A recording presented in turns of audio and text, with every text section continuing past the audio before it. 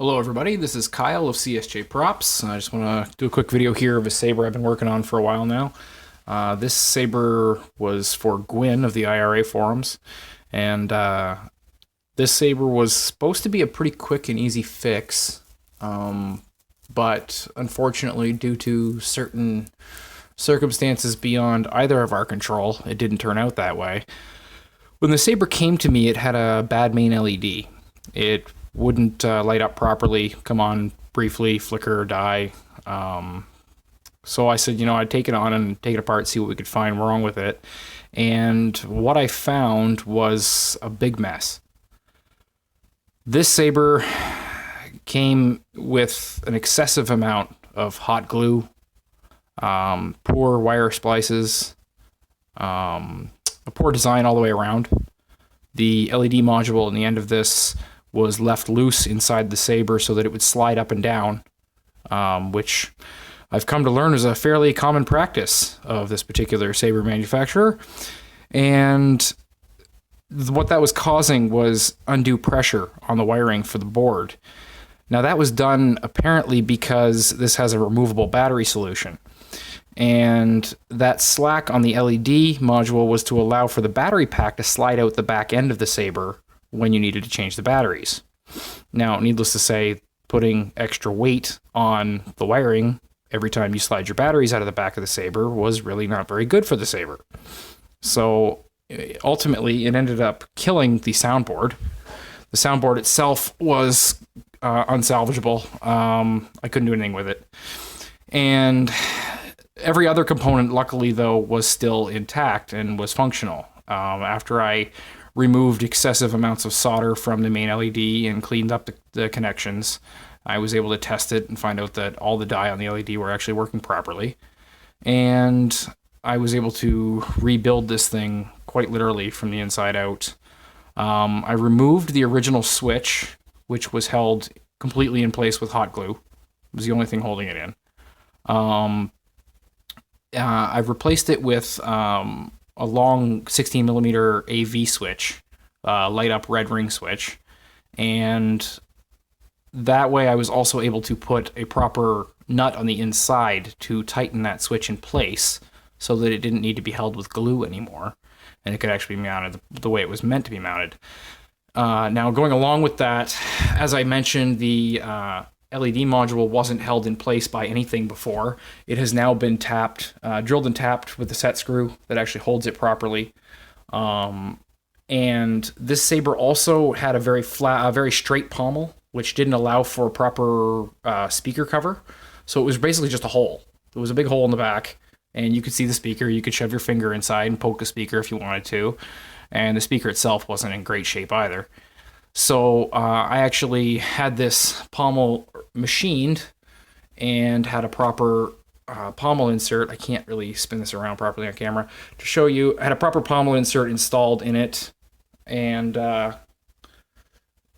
now it actually has proper sound venting, a proper cover over the pommel, which will protect that speaker and keep it from getting dirt and fingerprints, or well, fingerprints, but fingers themselves inside of there, poking it and causing potential damage to the electronics.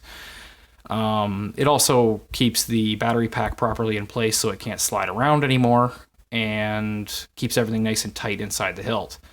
When the soundboard in this died, I kind of was trying to keep things affordable for the owner, and so we discussed it, and we ended up going with a Petite Crouton 1.6, which was actually an older board that I had recently had flashed up to version 1.6 by MH of FX Sabers forum.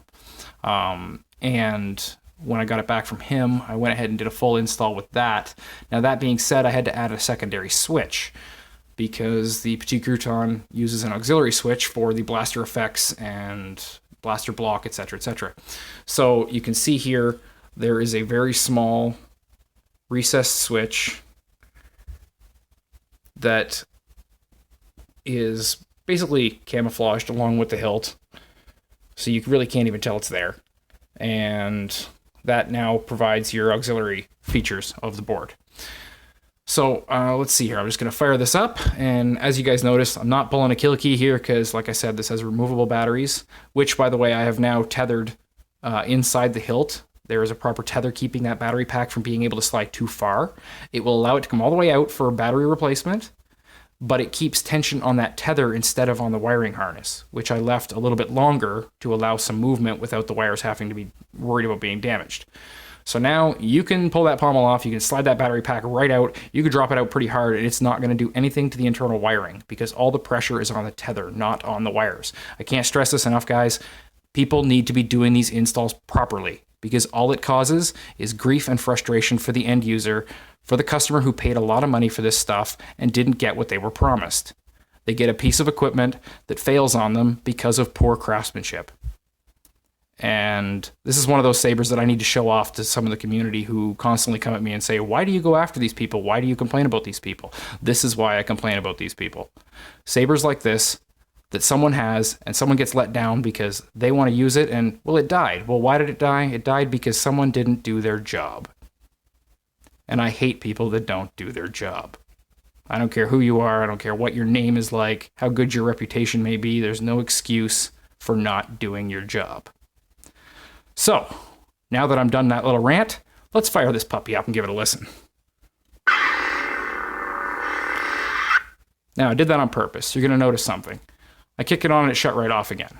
Reason being, because the Petit Crouton, it has two options for a switch. Three options technically. I can do a momentary, a latching, or I can do the APOP feature, which requires me to use both the main switch and the auxiliary switch to turn it off. With a momentary, that's important because you don't want to bump the switch and have it accidentally go off on you. With a latching switch, however, that's not as big of an issue, so I've turned off that feature. So now, you just make sure the switch is pushed all the way in. It sets in place. It's a guarded switch, so it won't shut off on you. Won't be a problem. You can see this has a nice bright blade on it.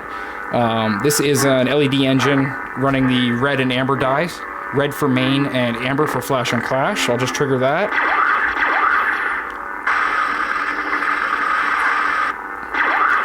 It really has a nice color. I don't know how well it shows up on film. I'm going to turn off the light here so you can get a better look at it. There you go. Now you can see that nice amber color on the flash and on the blaster block, on the clash. And you see the red ring switch flashing as well in time with everything. See if I can trigger a clash for you here.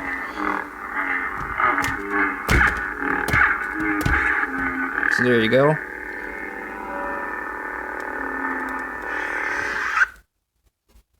So anyway, that's that, and I'm really hoping the user's going to enjoy this. She wanted to have this back in time for May the 4th, so I plan to deliver on that promise, and I hope she enjoys it now and gets many, many years of use out of it.